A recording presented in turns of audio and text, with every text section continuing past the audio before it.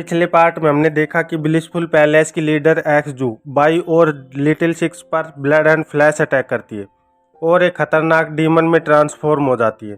तो बाई उसे हराकर एक खिलौने में बदल देता है। इस पार्ट की शुरुआत में हम देखते हैं कि एक्स जू बाई के हाथों से छूटने के लिए झटपटा रही है और कहती है, ये तुम क्या कर रहे हो, जाने दो मुझे। तो बाई कहता है, झटपटाना बंद करो, मैंने तुम्हें पृथ्वी की नसों के साथ सील कर दिया है।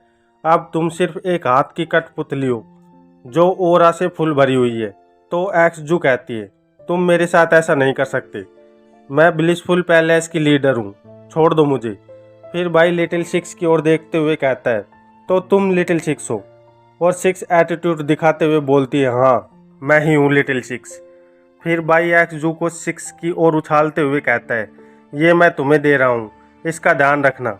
और लिटिल सिक्स उसे कैच कर लेती है और उसे देखते हुए बोलती है, ये। पर आगे बोलने से पहले ही उस पपेट से एनर्जी निकलने लगती है जो बहुत तेज होती है और लिटिल सिक्स में ट्रांसफ़र होने लगती है। तो इतनी एनर्जी अपने अंदर महसूस करके लिटिल सिक्स शॉक हो जाती है और कहती है, ये कितनी ज़्यादा पावर है, मुझे तो ऐसा लग रहा है जैसे मेरे हर एक बाल में स्पिरिचुअल एनर्जी फुल भर गई है। एनर्जी का ऐसा एहसास मैंने अपनी ज़िंदगी में कभी एक्सपीरियंस नहीं किया, ये बहुत पावरफुल है। और अपने घुटनों पर बैठ जाती है। तो बाई उससे पूछता है, तुम ठीक तो हो ना। तो सिक्स पूछती है, इस पपेट का अब क्या करना है। और उसे अपने हाथ से गिराते हुए कहती है, इसमें इतनी ज़्यादा स्पिरिचुअल एनर्जी क्यों है। तो बाई बताता है, क्योंकि इसका शरीर अर्थ वेन से कनेक्टेड है, इसका मतलब अब ये चलती फिरती स्पिरिचुअल एनर्जी का पावर हाउस है। जब तक तुम्हारा शरीर इस पपेट के कांटेक्ट में रहेगा तब तक तुम अर्थ की स्पिरिचुअल क्यू को एब्जॉर्ब कर सकती हो। इसलिए मैंने इसे कल्टीवेशन मटेरियल में चेंज किया है जिससे मेरी डिसाइपल की मदद हो पाए।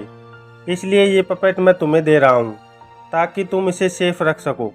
ये सुनकर सिक्स डेविल लुक के साथ पपेट की ओर देखती है और कहती है, अगर मैं इसे टच करके स्पिरिचुअल एनर्जी एब्जॉर्ब कर सकती हूँ तो फिर। ये देखकर पपेट एक्स जू घबरा जाती है और कहती है, क्या, तुम क्या करने वाली हो। और सिक्स उसे चाटने लगती है जिससे पपेट एक्स जू बेइज्जत फील करने लगती है और सिक्स को ऐसा करने से मना करने लगती है। पर सिक्स नहीं मानती और पपेट को चाटती रहती है। और फिर हम मैन को देखते हैं जो ऊपर देखते हुए कहती है, क्या हो रहा है यहाँ। और हम देखते हैं कि गुफा के पत्थर टूटकर नीचे गिरने लगते हैं। तो मैन कहती है, लगता है कोई अंदर आने की कोशिश कर रहा है।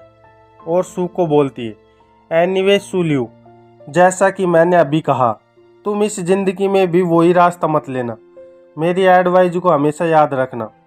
तभी गुफा का ऊपरी हिस्सा टूट जाता है।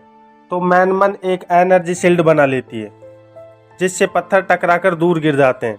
तो मैन कहती है, ये लिटिल सिक्स क्या कर रही है, जब ये वापस आएगी तो मुझसे ज़रूर पिटाई खाएगी।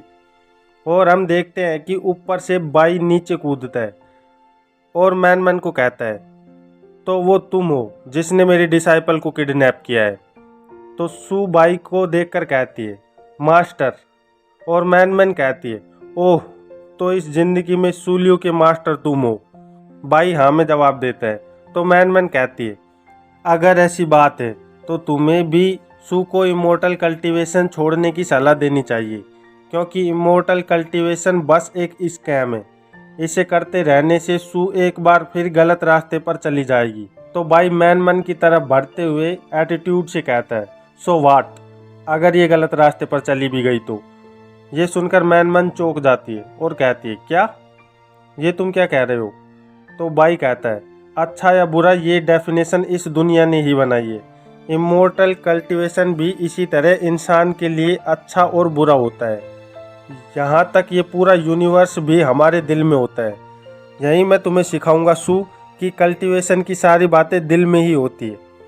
ये सुनकर सू भी शॉक हो जाती है और मैन गुस्से में आ जाती है और गुस्से से कहती है, और फिर क्या होगा जब सू क्यू जाल में दोबारा फंस जाएगी। तो बाई कहता है, जब तक इसके पास मैं हूँ सू को कुछ नहीं हो सकता, तो ये जो कल्टीवेशन चाहे कर सकती है। तो मैन कहती है, हम हजारों सालों से एक साथ जिंदगी और मौत से गुजरे हैं, जो तुम कभी नहीं समझ सकते। तो तुम्हें ये सब कहने का हक किसने दिया? फिर बाई अपनी एनर्जी रिलीज करते हुए कहता है, किसने मुझे हक दिया? मैं इसका मास्टर हूँ। और बाई की एनर्जी मैन मैन को टच हो जाती है, तो वो किसी और जगह पर टेलीपोर्ट हो जाती है। मैन मैन को कुछ समझ नहीं आ रहा होता कि वो कहाँ आ गई है, तो वो बाई से पूछती है, कहाँ हूँ मैं? तो बाई बताता है, ये जगह मेरी डिवाइन कॉन्शियसनेस स्पेस है, तुम इसे डोमेन कह सकती हो। और पूछता है, क्या तुम्हारे और कोई क्वेश्चन भी बाकी हैं? तो मैन मैन कहती है, पर क्या तुम रिवॉल्विंग लाइट स्टेज पर नहीं हो? तो बाई स्माइल करते हुए कहता है, ऐसी डिटेल्स पर फोकस करने की कोई ज़रूरत नहीं है। तो मैन मैन पूछती है, ये इतने बड़े मुर्दे किसके हैं? तो बाई जवाब में कहता है, ये तो वो लकड़ियाँ हैं जिन्हें मैं सालों से काट रहा हूँ। और मैन मैन उन मुर्दों को देखकर सोचती है, यहाँ पर जितने भी मुर्दे हैं उनमें से कोई भी मायना स्टेज से कम नहीं होगा। ये कैसे हो सकता है?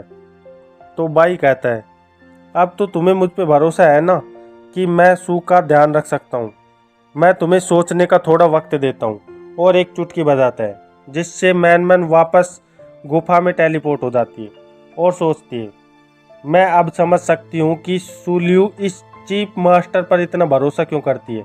इसकी ताकत को कोई नहीं माप सकता। और बाई सू के सर पे हाथ रख कर कहता है, तुम चिंता मत करो, बस खुद पे ध्यान दो, बाकी मैं देख लूँगा। सू ये सुनकर खुश हो जाती है और कहती है, जी मास्टर, मैं कल्टीवेशन में कड़ी मेहनत करूँगी। तभी बाई पीछे चट्टानों पे अपने मैजिक का यूज करते हुए कहता है, चलो अब इस बारे में बात करते हैं।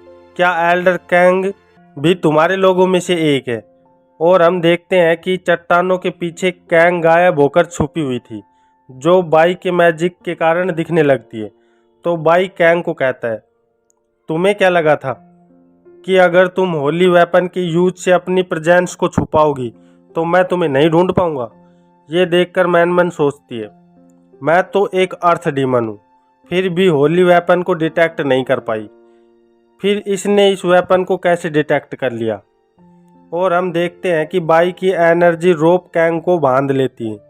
तो कैंग कहती है, बाई लियू चैन, तुम ब्लिसफुल पैलेस की सीमा में बिना इजाज़त घुस आए हो। क्या तुम्हें हमारे सेक्ट के फ्लैश एंड ब्लड फॉर्मेशन से डर नहीं लगता?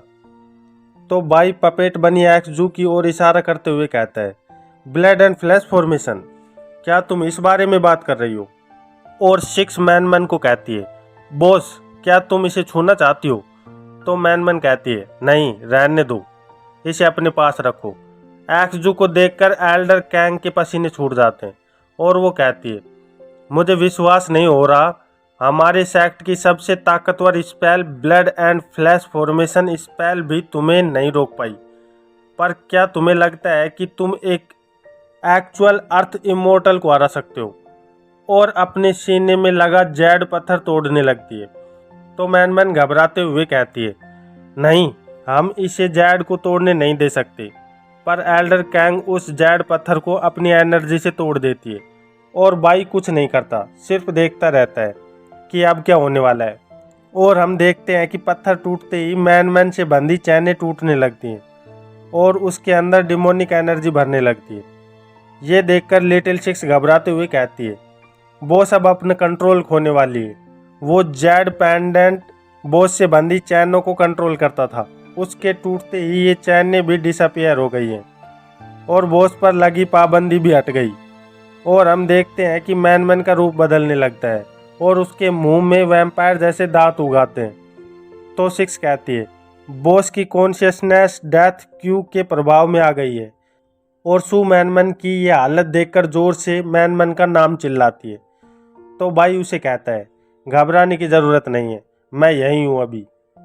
और हम देखते हैं कि मैन की आंखों में खून की प्यास साफ दिख रही है और वो एक खतरनाक डीमन में बदल गई है, जिसे देखकर एल्डर कैंग जोर जोर से हंसने लगती है और कहती है, अब कोई नहीं बचेगा, आज यहाँ सब मारे जाएंगे। और यहीं इस चैप्टर का अंत होता है। तो फिर मिलते हैं एक नए चैप्टर में, तब तक के लिए बाय बाय।